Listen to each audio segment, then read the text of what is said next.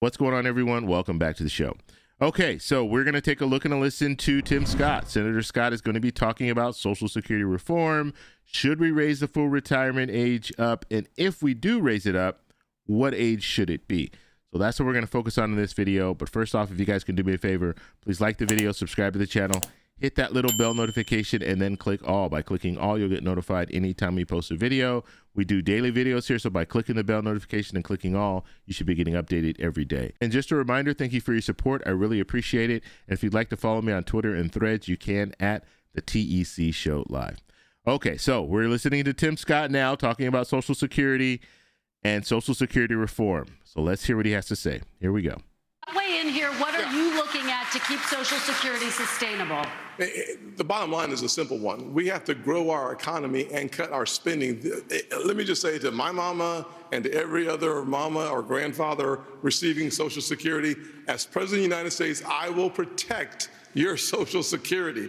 The fact is that we're spending today about $1.1 trillion on Social Security, about $750 billion on Medicare, about $300 billion on Medicaid, about $400 billion on veterans benefits, $1.7 trillion on annual appropriations. If we're going to actually tame this tiger, the way you do it is not by picking on seniors who have paid into a program that deserve their money coming back out to them. The way you deal with it is, number one, you have to grow your economy. My plan, Made in America, creates 10 million new jobs, grows our economy at 5%. By doing so, you add trillions of dollars of economic activity and billions of dollars to your treasury. Number two, you have to cut taxes. When we cut taxes in 2017, I wrote the Tax Cuts and Jobs Act. Everybody said, well, guess what? Revenue will go down. Well, in 2018, after we wrote it in 2017, what happened? Revenue went up by 3%, and the next year it went up by another 3%. So what we know is that the Laffer curve still works, that the lower the tax, the higher the revenue. And finally, if we're going to deal with it, we have to take our annual appropriations back to pre-2020, pre-COVID levels of spending, which would save us about $500 billion in the next budget window. By doing that, we deal with Social Security and our mandatory spending. Thank you, Senator. Okay, so and I think there was another little clip, so I'm going to play that because he wasn't finished. But because he never answered the question of raising the full retirement age. Do you support raising the full retirement age? So very interesting. He said a lot, but and he started off good. He started off good as far as seniors paying into the system and they should get their money back, and that was good. But Social Security reform, much more needs to be done. And so you can't just say we're going to grow our economy, because if we grow our economy, that doesn't necessarily mean all that money is going to go to help Social Security as far as Social Security reform. Yes, if we grow our economy, that means we'll have a stronger workforce, which means we'll have more people in the workforce paying into the payroll tax, which will help Social Security. However, it's not going to completely reform Social Security. We're still going to need to do one of two things: raise the cap on people making $160,200 or more. We have to do that, or raise taxes across the board when it comes to the payroll tax. You're going to have to do one of those two things. You can't just say we're going to grow our economy, because our economy can only grow so fast and it can only grow so big. And so you're still going to have a limited amount of people in the workforce paying into the payroll tax, helping people who are currently receiving benefits. It's not, you have to do more than just what he was saying. So he said a lot there, and he was talking about, growing the economy so we can pay for mandatory spending and this spending and that spending and Social Security as well. That's not going to reform Social Security. And so I just thought he was saying, he started off good. He started off really good.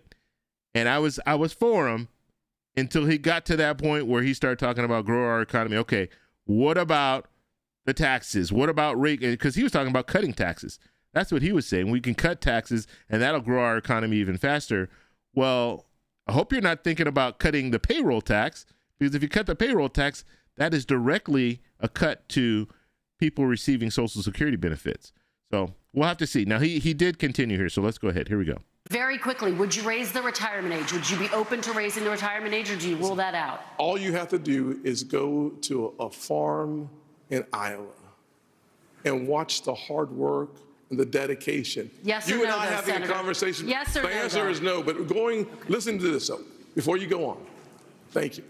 The fact of the matter is that the more physical your labor, a year or 2 or 3 more is actually challenging to the physical body. You and I might have a different perspective, but for those farmers, they're working night and day. Thank you, Senator. I appreciate it. Governor, just Okay, I actually like that. That last part that he said there, no, he doesn't want to raise the full retirement age. Now, of course, something, you need to have reform, so he's going to have to do more than what he was just talking about. Like I said before, when it comes to just, raising the, having a strong economy and a GDP and all that, we need to have more than that in order to reform Social Security for it to last for years to come. But I did like what he was talking about, because you have a lot of people in that situation. He was talking about a farmer. 3 years, if they retire at 67 as opposed to retiring at 70, 3 years is a lot of years depending on what type of work you're doing. If you're working in an office, you might be able to get away with that 3 years.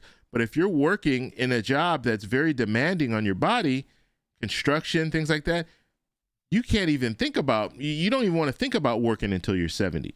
Part of the reason, I worked in law enforcement and I was able to get a pension.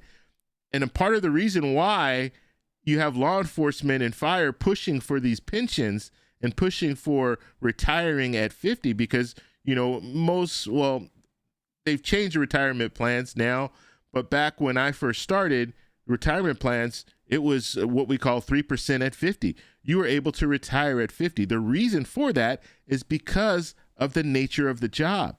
The job is, it tears you down because you're doing a lot of running, you're doing all kind of stuff, and you're carrying equipment. I'm carrying 40 pounds of equipment on every time I go out, carrying a belt and all that. It hurts your back.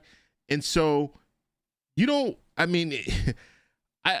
see too many police officers at 70 working, or even at 67 working. Usually they've retired by then. And that's because the job is very, very hard on your body. And so I'm really glad to hear him say that, because he's the only one, I think, that said that he was not in favor of raising the full retirement age. The rest, they were saying, yeah, we should raise the full retirement age, but they weren't giving a number. So I want to know what you guys think about this. So let me know in the comments below. If you like this video, please give me a thumbs up. Please subscribe for more, and I'll talk to you in the next one. Bye.